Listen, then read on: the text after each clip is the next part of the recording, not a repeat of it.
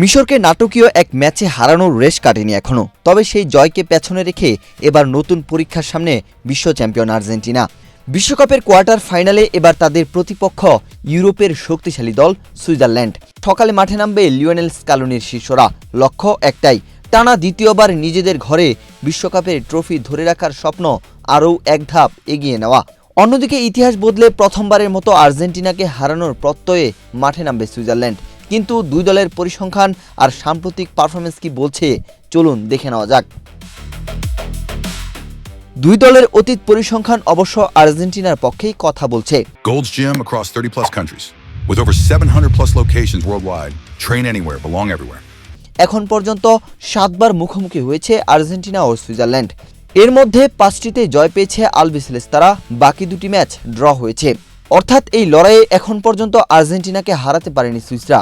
বিশ্বকাপে দুই দলের প্রথম দেখা 1966 সালে, সেই ম্যাচে 2-0 গোলে জয় পায় আর্জেন্টিনা। এরপর 1980 সালের প্রীতি ম্যাচে 5-0 এবং 1984 সালে 2-0 ব্যবধানে জয় তুলে নেয় তারা। 1990 ও 2007 সালে দুটি প্রীতি ম্যাচ 1-1 গোলে ড্র হয়।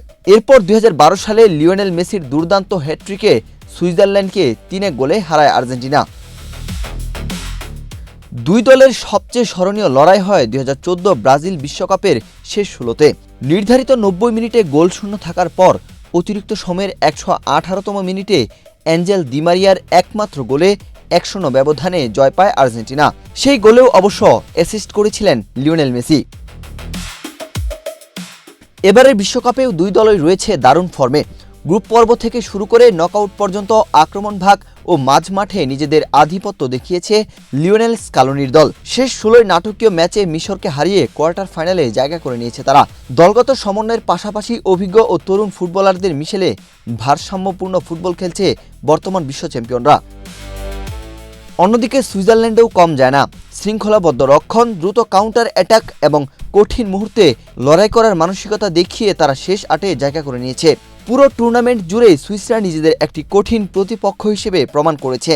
বিশেষ করে রক্ষণ ভাগের দৃঢ়তা তাদের সবচেয়ে বড় শক্তি।